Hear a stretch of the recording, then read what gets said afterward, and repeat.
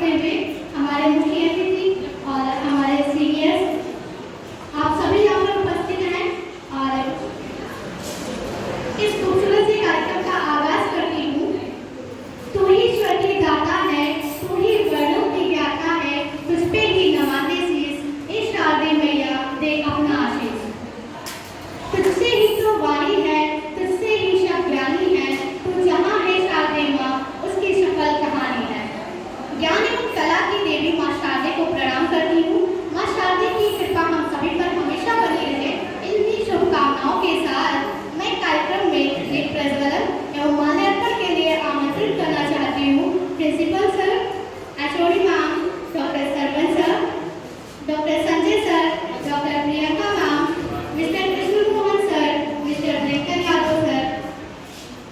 माँ सरस्वती की प्रतिमा पर माल्यार्पण एवं पुष्पार्पण कर दीप प्रज्वलन कर कार्यक्रम की औपचारिक शुरुआत करें। जनार्दना दीप हर मे पापम दीप ज्योति नमोस्तुते शुभम करोति कल्याणम आरोग्य धन संपदा द्वेष बुद्धि विनाशाय आत्मज्योति नमोस्तुते आत्मज्योति प्रदीप्ताय ब्रह्म ज्योति नमोस्तुते ब्रह्म ज्योति प्रदीप्ताय गुरु ज्योति नमोस्तुते। नमन करते हैं परमपिता परमेश्वर को। ये हमारी संस्कृत की खूबसूरती है, हमारे देश का एक कल्चर है।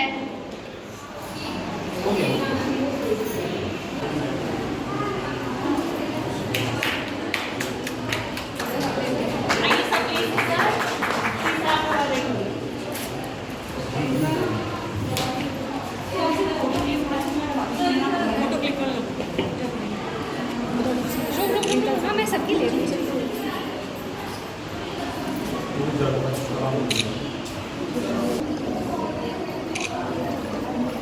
Thank you so much.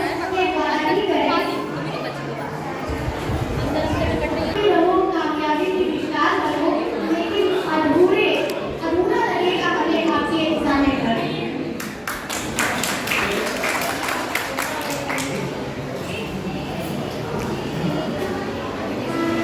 मैं अपडेट करना चाहूँगी हमारी सीनियर्स भी श्रेष्ठा जी को। आप आए और अपने 2 साल के एक्सपीरियंस को और आपकी जो फीलिंग्स थी आप हम उनके साथ शेयर करें। आप जो भी कुछ कहना चाहती हैं आप आए और हम उनके बीच में।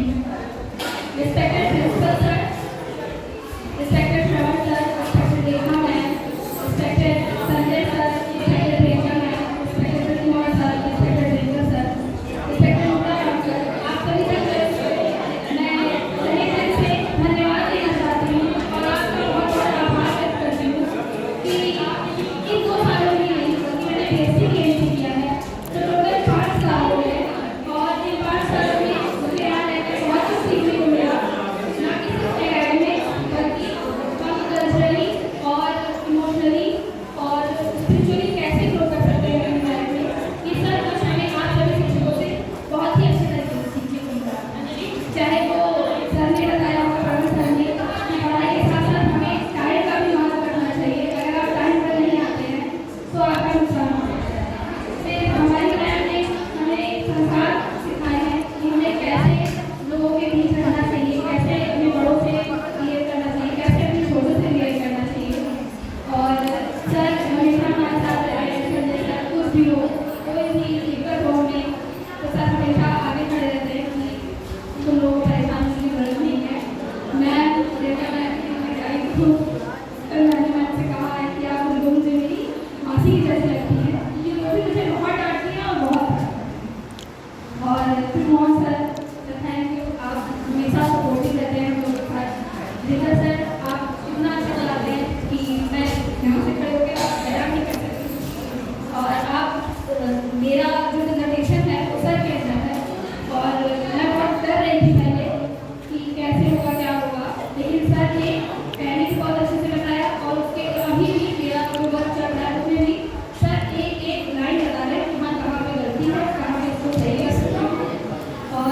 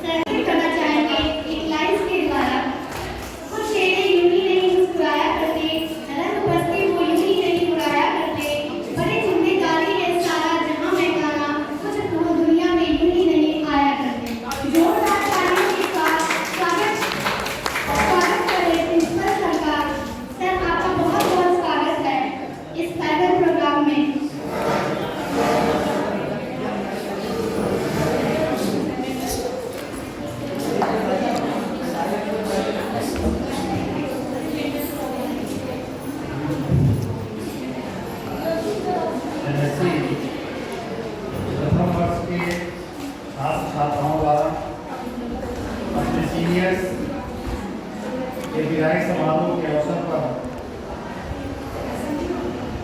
मंच पर उपस्थित विभागाध्यक्ष डॉक्टर रेखा शर्मा जी, हम सबके वरिष्ठ सहयोगी लंबे समय तक विभाग को दिशा देने वाले प्रोफेसर समर कुमार श्रीवास्तव जी, विभागीय सहयोगी doctor Sanjay Verma, doctor Priyanka Shrivastava, Shri Krishna Mohan, Shri Twinkle और सारे कार्यों को सुचारू रूप से संग्रहित और संकलित करने के लिए जिनसे आप सबको प्रेरणा लेनी चाहिए, एक सुंदर सी लेखनी और व्यवस्थित ढंग से कार्य श्री मुक्ताराम जी और एमएससी फाइनल ईयर के और प्रथम ईयर के सभी छात्र छात्राओं, किसी का 5 साल का महाविद्यालय का सफल होगा, कोई अभी 4 साल व्यतीत करने वाला होगा, कोई एमएससी में एडमिशन लिया होगा, तो कम से कम 1 साल तो सब का मिल गया। किसी का 2 साल, किसी का 3 साल, किसी का 4 साल, किसी का 5 साल, एक आपने महाविद्यालय में कुछ सीखा होगा कि यह जो लाइफ है ये आपके दैनिक जीवन से जुड़े, जिसमें बहुत सारे लोग किन्हीं कारणों से क्लास आते हैं और न आने वालों की संख्या आने वालों से ज़्यादा है। अब उसके पीछे भी कोई न कोई लॉजिक है कि कहीं ना कहीं ऐसी जगह पाने में, चाहे विभाग हो, चाहे महाविद्यालय हो या सरकार हो, कि इसकी उपयोगिता कौन सी नहीं कर पा रहे। आखिर जो है स्नातकोत्तर की डिग्री लेकर के क्या हो, आप किसी भी क्लास के विद्यार्थी हो, क्योंकि कुछ चीजें रिजल्ट बेस्ड होती है, कुछ चीजों का पहले हम उत्तर जानना चाहते हैं फिर उसको हल करते हैं। तो हम ये पहले सोचते हैं कि हमको इससे नौकरी कौन सी मिले, तब उसके बाद एडमिशन लेते हैं। अगर वो नौकरी नहीं दे रही है तो एडमिशन नहीं लेती। जो एक महत्वपूर्ण पार्ट हम लोग का होना चाहिए, 3 शब्द आप सब लोग पढ़ते हैं, जो लोग निकल रहे हैं, हो सकता है कि एमएससी पूरा करते ही नहीं पढ़ाने लग जाए, या हो सकता है कि कुछ ऐसे बच्चे हैं जो छोटे बच्चों को पढ़ा करके अपना पैसा अर्न कर रहे हैं और अपनी पढ़ाई जारी कर रहे हैं। ऐसे ही बच्चे हैं जो नर्सरी के क्लास 1 के 2 के 5 तक, मतलब 10th तक के बच्चों को ट्यूशन पढ़ा रहे हैं, कुछ हाई स्कूल तक का पढ़ा रहे हैं।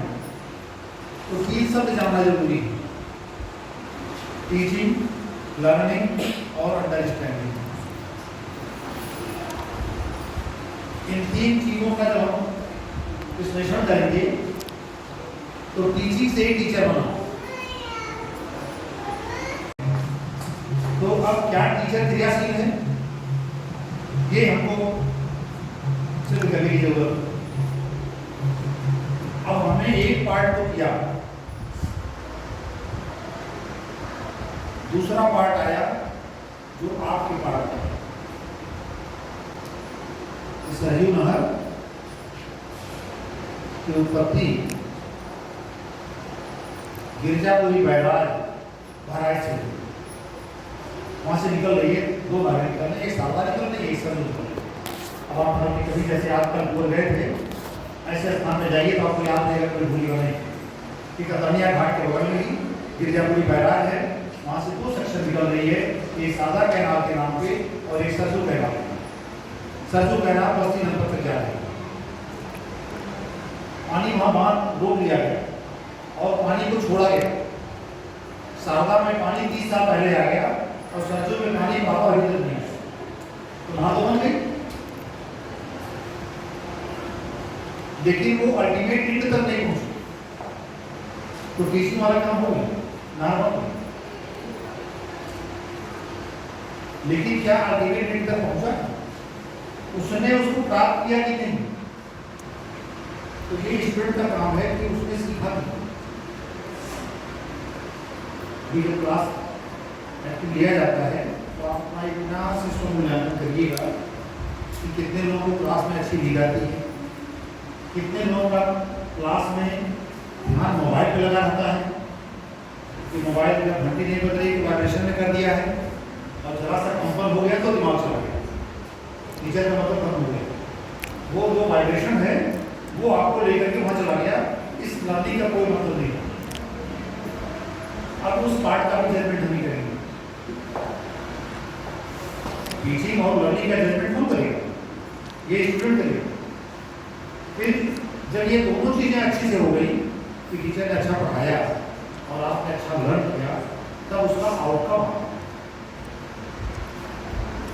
जिस आउटकम की आप क्लास कर रहे हैं आपको पता नहीं।